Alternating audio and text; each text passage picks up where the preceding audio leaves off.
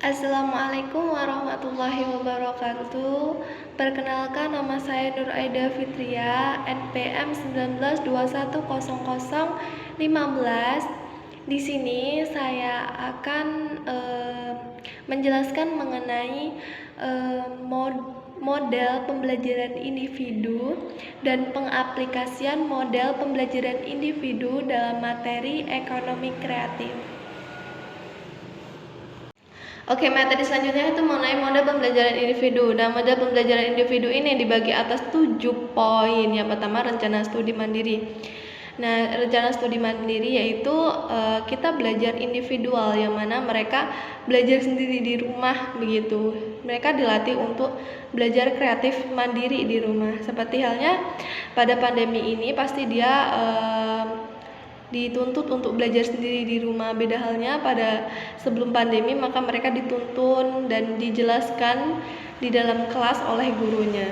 Yang kedua yaitu studi yang dikelola sendiri. Yang ketiga, program pembelajaran berpusat pada siswa. Yang keempat, belajar menurut kecepatan sendiri. Yang kelima, pembelajaran yang ditentukan oleh siswa sendiri. Yang keenam, pembelajaran sesuai diri. Yang ketujuh, pembelajaran perseorangan tertuntun. Nah, dan dalam model pembelajaran individual ini, tentu kita sebagai pendidik harus mempertimbangkan dan harus menyesuaikan manakah model pembelajaran individual yang sesuai dengan siswa yang kita didik. Jika tidak sesuai, maka yang dihasilkan adalah pembelajaran yang kita berikan kurang maksimal. Yang ketiga yaitu metode teknik yang digunakan. Nah, di sini ada 5 metode yang bisa digunakan. Yang pertama, metode tanya jawab. Nah, kita sering sekali menemui bahwa seorang guru mengambil metode tanya jawab. Sebenarnya metode tanya jawab ini cukup efektif, namun tidak semua mahasiswa dapat menerapkan dan dapat mengikuti model tanya jawab ini. Selanjutnya itu metode tugas. Nah, sudah sangat umum sekali metode tugas ini dipergunakan dalam semua model pembelajaran, yang mungkin bisa dibilang efektif tidak efektif, tapi hal tersebut memang umum dilakukan. Selanjutnya itu metode pembiasaan. Nah, metode pembiasaan ini misalnya saja seperti penerapan model tugas tadi. Dibiasakan setiap seorang guru menjelaskan, setelahnya diberikan tugas. Nah, itu merupakan salah satu penerapan dari model pembiasaan. Yang selanjutnya, metode latihan. Nah, metode latihan ini bisa dalam bentuk tugas ataupun praktek. Nah, kita ambil saja dalam pendidikan dalam mata pelajaran ekonomi. Nah, di situ pasti banyak sekali yang namanya metode latihannya dalam bentuk praktek, misalnya saja dalam pembuatan produk, dalam mempraktekkan penjualan dan sebagainya. Yang terakhir, metode keteladanan.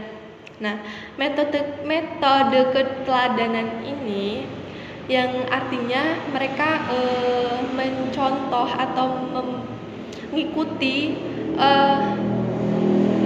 seorang guru bagaimana dia menerapkan pembelajarannya. Selanjutnya yaitu model-model pembelajaran yang lainnya. Yang di sini ada 4, yaitu pembelajaran jarak jauh. Nah, pandemi ini pasti kita tidak asing dengan pembelajaran jarak jauh. Yang selanjutnya itu pembelajaran langsung dari sumbernya. Nah, ini seperti halnya dengan praktek, kita langsung terjun langsung, kita langsung melihat bagaimana sih pembuatannya begitu. Jadi kita langsung terjun langsung ke sumbernya. Selanjutnya yaitu pelatihan berbasis komputer. Nah, di zaman yang sekarang ini pasti kita sudah tidak asing dengan yang namanya komputer, elektronik dan sebagainya. Maka pelatihan berbasis komputer ini merupakan pembelajaran yang bisa diambil. Yang selanjutnya, yang terakhir, pembelajaran secara privat atau langsung. Nah, Mungkin jika ada siswa yang dia cara penangkapannya berbeda dengan teman-temannya, bisa menggunakan metode belajar secara private atau langsung, yang mana dia bisa terfokus dalam pembelajarannya dan tidak terganggu oleh teman-temannya. Oke, selanjutnya tentang kelebihan dan kekurangan pembelajaran individu. Nah, pasti setiap pembelajaran itu memiliki kelebihan dan kekurangan. Seperti halnya pembelajaran individual ini memiliki kelebihan dan kekurangan. Nah, kelebihan dari pembelajaran individu ada 8 poin. Yang pertama, pelajaran tidak dibatasi waktu. Yang kedua, siswa dapat belajar secara tuntas. Yang ketiga, perbedaan-perbedaan yang banyak di antara para peserta dipertimbangkan. Yang keempat, para peserta didik dapat bekerja sesuai dengan tahapan mereka dengan waktu yang dapat mereka sesuaikan. Yang kelima yaitu gaya-gaya pembelajaran yang berbeda yang dikomandisi. Yang keenam yaitu hemat untuk peserta dalam jumlah yang besar. Nah, yang ketujuh yaitu para peserta didik dapat lebih terkontrol dalam mengenai bagaimana dan apa yang mereka pelajari. Yang ke-8 merupakan proses belajar yang bersifat aktif dan bukan pasif. Nah, di mana kelebihan dalam pembelajaran individual ini dapat kita pertimbangkan bahwasanya keberhasilan dalam mengajar atau memberikan materi akan lebih berhasil atau lebih masuk dalam pikiran siswa jika siswa itu lebih terfokus. Nah, dengan model pembelajaran individu ini memiliki kelebihan yang cukup banyak dibanding kelemahannya. Nah, kelemahannya apa aja sih? Nah, di sini kelemahannya ada 4, yaitu memerlukan waktu yang banyak untuk mempersiapkan bahan-bahan. Nah, memang belajar individu lebih memerlukan waktu yang cukup banyak. Yang kedua yaitu motivasi peserta mungkin sulit dipertahankan. Yang ketiga, peran instruktur perlu berubah. Yang keempat, keberhasilan tujuan pembelajaran kurang tercapai karena tidak ada tempat untuk siswa bertanya. Nah, yang ke-9 atau yang terakhir yaitu mengenai metode media pembelajaran individual. Metode yang digunakan dalam pembelajaran individual ada 5. Yang pertama itu metode tanya jawab yang tadi sudah dijelaskan, metode tugas, metode latihan, metode pembiasaan, dan metode keteladanan. Nah, dalam pembelajaran model pembelajaran individu ini kita bisa ambil kesimpulan bahwasanya jika siswa itu memiliki kecerdasan yang berbeda-beda, cara penangkap yang berbeda-beda, maka dengan cara metode pembelajaran individu, siswa lebih bisa terfokuskan karena pembelajaran individu ini menitik beratkan pada pembelajaran individu, bimbingan dan bantuan individu. Jadi pembelajarannya bisa lebih terfokuskan. Assalamualaikum warahmatullahi wabarakatuh. Oke, bagaimana kabarnya? Alhamdulillah.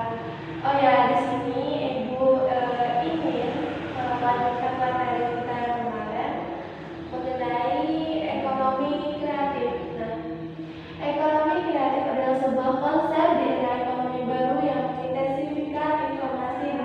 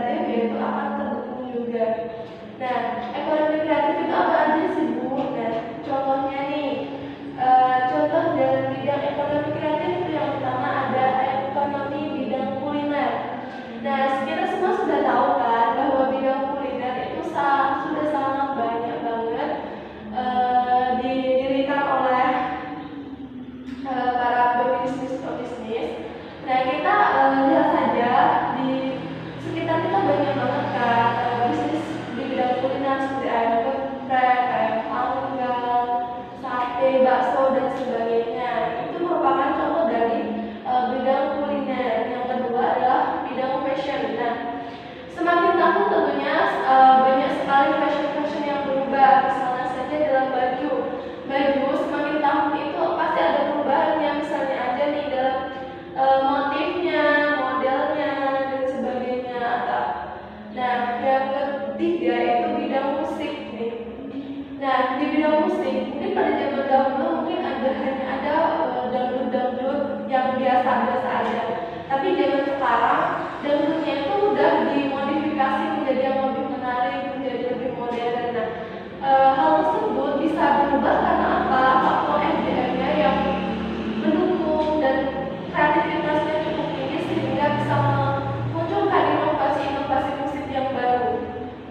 Yang keempat yaitu bidang advertising atau periklanan. Nah, kita semua sudah tahu kan bahwa advertising atau periklanan itu sudah sangat luas. Misalnya aja nih dalam media sosial seperti YouTube, kita sudah tahu kan banyak sekali iklan-iklan yang muncul dalam video yang kita tonton. Nah, di situ dalam iklan tersebut kan sudah tidak jadul-jadul banget kan. Pada zaman dahulu mungkin iklan-iklannya seperti itu saja, tapi pada zaman sekarang iklan bisa dibuat dari video pendek seperti film tapi berdurasi 59 detik dan sebagainya. Nah, itu merupakan salah satu faktor dari SDM yang kreatif dalam pengolahan advertising. Yang kelima yaitu bidang arsitektur. Nah, arsitektur atau desain di sini. Nah, kita sudah tahu kan bahwa rumah-rumah zaman sekarang itu lebih modern dan menarik. Nah, salah satu faktornya yaitu dari arsitektur atau desainnya yang sudah kreatif gitu kan, manusianya atau SDM-nya sudah kreatif. Mungkin zaman dahulu rumahnya hanya terbuat dari kayu gitu-gitu aja, kotak-kotak aja. Tapi zaman sekarang rumah minimalis namun dalamnya sudah tertata dengan bagus dan baik. Itu berkat siapa? Karena berkat arsitektur atau desainer yang cukup memadai begitu. Yang keenam yaitu dasar barang seni. Nah, dasar barang seni kita bisa lihat yaitu di sini kita ambil contoh dari gerabah atau vas bunga. Di situ bahan dasarnya apa sih? Bahan dasarnya adalah tanah liat yang sebelumnya dia tidak memiliki nilai jual sama sekali. Namun dengan adanya SDM yang memadai, SDM yang memiliki kreatif dan inovasi yang tinggi, dia bisa memunculkan sebuah produk yang cukup bagus dan memiliki nilai jual yang tinggi. Nah, yang ketujuh yaitu bidang kerajinan. Nah, jika bahan dasar seninya sudah bagus tadi dan SDM-nya sudah memadai, maka barang kerajinan seninya pun akan banyak sekali dihasilkan dan memiliki nilai jual yang tinggi. Nah, bidang kerajinan ini apa aja sih? Nah, kita bisa lihat seperti meja, kursi, dan sebagainya itu merupakan bidang kerajinan dari seni dari seni itu kan kita lihat banyak sekali kan, entah itu seni satu dimensi, dua dimensi, tiga dimensi. Yang pada zaman sekarang kita menggambar saja sudah bisa seperti tiga dimensi, seperti nyata sekali gitu. Itu karena apa? Ya kembali lagi karena SDM-nya yang memadai dan kreativitasnya yang cukup tinggi sehingga apa yang dia jual, apa yang dia buat memiliki nilai jual yang tinggi. Yang terakhir yaitu game. Nah, kita sudah tidak heran lagi mengapa game zaman sekarang sudah memiliki nilai jual yang tinggi. Nah, itu karena SDM yang kreatif dalam mengolah informasi seperti aplikasi. Dan aplikasinya dia sudah mulai canggih gitu kan. Gamenya sudah tidak seperti zaman dulu lagi yang cuma bikin ular tangga dan sebagainya. Dan pada zaman sekarang tuh game yang sangat populer yaitu PUBG. Nah, PUBG zaman sekarang tuh sangat bagus, mulai dari desainnya, terus backgroundnya, gitu kan sudah mulai sangat bagus sehingga para penikmatnya, para penggunanya itu merasa nyaman dan ingin mempergunakannya lebih lama lagi. Nah, itu dia 8 contoh bidang ekonomi kreatif. Nah, sebelum Ibu mengakhiri, apakah ada yang ditanyakan? Oke, jika sudah paham semua,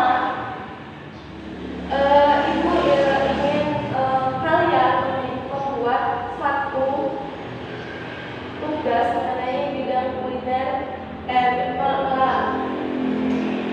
Oke, sebelum Ibu akhiri, Ibu ingin kalian membuat satu di antara 8 bidang ini mengenai pernyataan. Apakah kalian, sebelum Ibu mengakhiri materi pada hari ini, Ibu ingin sering mempraktekkan bidang ekonomi kreatif dalam bidang kerajinan.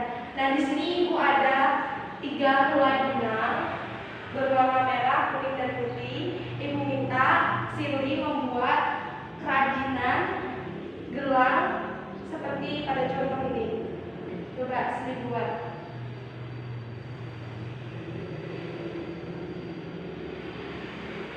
Bisa talinya? Gimana ya Bu talinya? Nah, Sirli tali di ujungnya sini, jadi simpul seperti biasanya.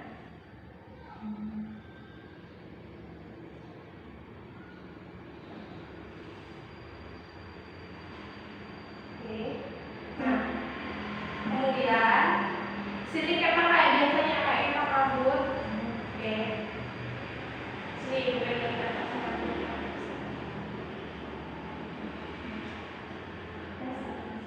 Atas.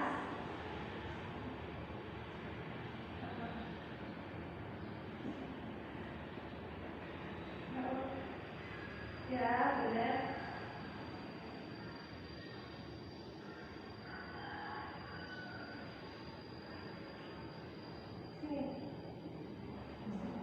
Di sini yang hitam ke sini talinya putih.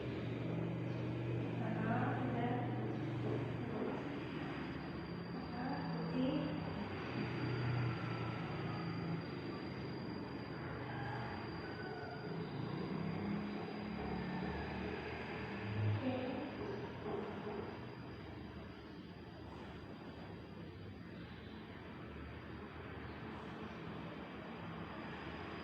Ini sampai ujung Bu, iya sampai ujung, tapi di ujungnya kita sisain sedikit agar terlihat lebih